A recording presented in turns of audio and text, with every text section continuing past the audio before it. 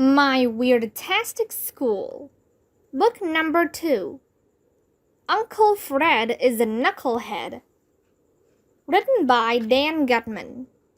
Pictures by Jim Pillot. Chapter 9. Back to Fundorama.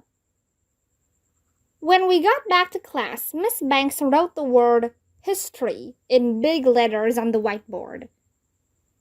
Today we're going to learn about the history of garbage cans, she told us. The first garbage can was invented. But Miss Banks didn't have the chance to finish her sentence. You'll never believe who poked her head into the door at that moment. Nobody. Why would you poke your head into a door?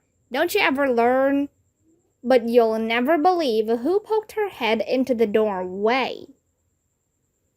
No, it wasn't Uncle Fred. Nice try, though.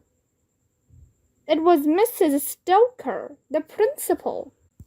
I just wanted to see how you kids were making out, she said. Ugh, we all shouted. We're not making out. We're learning about the history of garbage cans, Alexia said. But it's boring, said Michael. Well, asked Mrs. Stoker, what do you want to learn about? We don't want to learn anything, I said. We want to go back to Fundorama. Yeah, said Ryan. They gave us free tickets to come back any time we want. They're taping the next show this afternoon, said Alexia.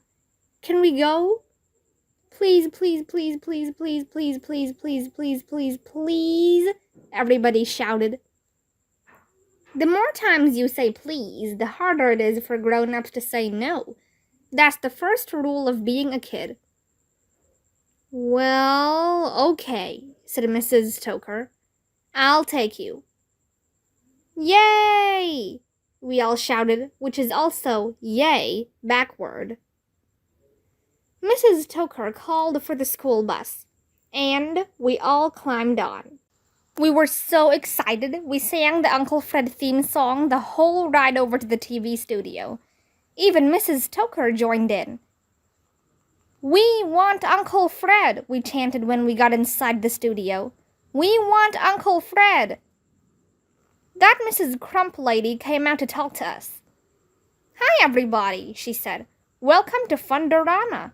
Hey, look under your seats. I looked under my seat. There was a box of Porky's pork sausages down there. You get pork sausages, shouted Mrs. Crump, pointing at the bleachers. And you get pork sausages. And you get pork sausages. The cue card guy held up a sign that said clap, and we all clapped. Say, kids, what time is it? Asked Mrs. Crump. It's Uncle Fred time, we all screamed. Are you kids excited? Yeah. Are we gonna have fun? Yeah. Are you ready? Yeah. I can't hear you. Yeah, we shouted louder so she could hear us. Here's Uncle Fred. The cue card guy held up a sign that said go crazy. We all went crazy. Uncle Fred came running out. He had on his Joe King hand puppet. It looked just like the one he threw into the fireplace. I guess he has a bunch of Joe King hand puppets. Hello, Joe, Uncle Fred said. Hello, Uncle Fred, said Joe King. Nice weather we've been having, said Uncle Fred. Yes, said Joe King. They say it may rain on Friday. Do you want to play golf next week, Joe? Yes, replied Joe King. I need to work on my pudding. How's business, old man? I made $1 million on Tuesday, replied Joe King. Well, that's inflation, said Uncle Fred. You should buy a new car. It was weird. Uncle Fred was just saying the same stuff we said when we were playing talk like a grown-up. He wasn't funny at all. Kids were looking around. I saw one kid yawn. The cue card guy held up a sign that said, clap. Nobody clapped. Boring, somebody yelled. How about some jokes? Shouted some other kid. Yeah, say something funny, Uncle Fred. How about those Dodgers? asked Uncle Fred. "They may go all the way this season," replied Joe King. "My grass is getting too high," said Uncle Fred. "You need to mow it," replied Joe King. The cue card guy held up a sign that said laugh. Nobody laughed. "They're talking like grown-ups," some kid shouted. "Boo! Uncle Fred isn't funny anymore," somebody shouted. "We don't want Uncle Fred," everybody started chanting. "We don't want Uncle Fred." Some kid took one of his pork sausages and threw it at Uncle Fred. He ducked to get out of the way. Then a bunch of kids started throwing pork sausages at Uncle Fred. Mrs. Crump came running out.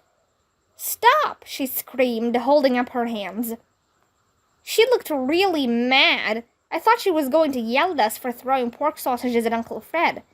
But she didn't. Instead, she yelled at Uncle Fred. "That's the last straw," Mrs. Crump shouted at him. "Huh? What did straws have to do with anything?" "Fred," she said, "you're fired." "Fired? Why?" asked Uncle Fred. "What did I do?" "You got boarding," said Mrs. Crump.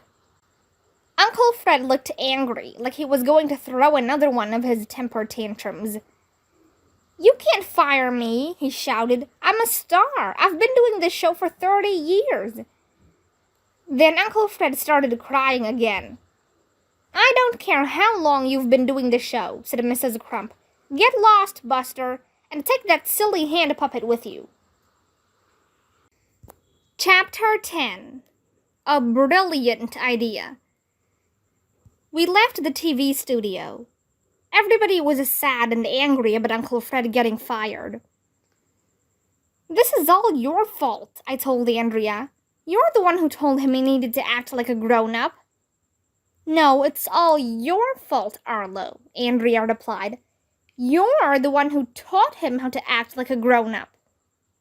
"Ooh," said Ryan. "AJ and Andrea are having a lover's spat. They must be in love." "When are you gonna get married?" asked Michael. It was probably all our fault that Uncle Fred got fired. He was a famous celebrity and we ruined his life. I felt terrible about it. I wanted to run away to Antarctica and go live with the penguins. "Bingle boo," Mrs. Cornwall said as we got back on the bus. "Did you have fun at Fundorama?" "Don't ask," mumbled Andrea. "It was a disaster," said Mrs. Stoker. We took our seats on the bus. Nobody was talking to anybody else. We just sat there. That's when the weirdest thing in the history of the world happened. Mrs. Cornwall was about to pull out of the parking lot when we saw Uncle Fred walk out the back door of the studio. He was hanging his head and shuffling his feet as he walked slowly to his car. "He looks so sad," said Emily. "I feel sorry for him." Suddenly, Mrs. Stoker got up from her seat. "Stop the bus!" she shouted. Mrs. Cornwall slammed on the brakes. The bus screeched to a halt. Mrs. Stoker ran off the bus and went over to Uncle Fred. We opened the bus windows so we could hear what they were saying to each other. "Uncle Fred!" shouted Mrs. Stoker. "We all feel terrible about what happened." "My career is over," Uncle Fred replied sadly. "I'm finished." "I just had a crazy idea," said Mrs. Stoker. "The music teacher at our school, Mr. Loring, just retired." "So?" asked Uncle Fred. "Would you have any interest in becoming a music teacher?" asked Mrs. Stoker. "What?" asked Uncle Fred. "Me, a music teacher? Are you serious?" "Of course I'm serious," said Mrs. Stoker. "You love music. You're great with kids, and you're extremely silly. You're just the kind of person we need to be the new music teacher at elementary school." "Mrs. Stoker is a genius. She should get the Nobel Prize for that idea. That's a prize they give out to people who don't have bells." "Well, I suppose, maybe," said Uncle Fred, thinking it over. "Sure, I'd love to be your music teacher." Yay! We all shouted out the bus windows. That's also yay backward. Chapter 11. Pie in the Sky. When we got to school the next day, we pledged the allegiance and did word of the day with Miss Banks. Okay, she said. Take out your anatomy textbooks. What? I don't even know what anatomy is. We don't have any anatomy textbook. Just kidding, said Miss Banks. We're going to start the day with music class. All of the sudden, the lights started flashing. Sirens went off. And you'll never believe in 1,100,000 years who ran through the door. Nobody. You can't run through doors. Doors are made out of wood. But you'll never believe who ran through the doorway. It was Uncle Fred, of course. He was holding a banjo. It's Uncle Fred time, yelled Miss Banks. Howdy, kids, Uncle Fred shouted, and then he started playing his banjo and singing. It's Uncle Freddy time. I love to sing and rhyme. I like to dance and play. I'll dance the day away. I'm like a little kid. I'll make you flip your lid. Forget about bedtimes. It's Uncle Freddy time. We all sang the song again while Uncle Fred danced around like a lunatic. Hey, I've got an idea, he shouted. Let's play musical chairs. Musical chairs is a weird game. The object of the game isn't to score points or make goals like in a regular game. No, the object of the game is to sit down. Nobody knows why, but it's fun. Sometimes you have to knock the other kids over just so you can sit in a chair. We set up some chairs in the front of the room. While Uncle Fred started the music, Miss Banks lined up a bunch of paper plates on the windowsill.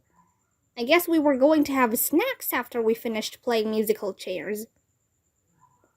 Line up and march around the chairs, shouted Uncle Fred. When the music stops, sit down. If you can. We all walked around and around the chairs while Uncle Fred played his banjo. Then, suddenly, he stopped. We all dove for the chairs. Michael was the only one who didn't get to sit down. Bummer in the summer, Michael shouted. Sorry, Michael, said Uncle Fred. You're out of the game. Uncle Fred went over to the windowsill. Miss Banks was spraying whipped cream onto the paper plates. Uncle Fred picked one of them up. And you'll never believe what happened next. He walked over to Michael and threw the paper plate at him. It hit Michael right in the face. Get lost, Buster, Uncle Fred shouted. Oh, snap, said Ryan. Why did you do that? Asked Michael, wiping the whipped cream off his face. That's not how you play musical chairs. Oh, I forgot to tell you, said Uncle Fred. I changed the rules. I can't believe you did that, said Miss Banks. Then Miss Banks picked up a whipped cream pie and threw it at Uncle Fred. Bam! Right in the kisser. I don't approve of this violence, Andrea said. What do you have against violins? I asked her.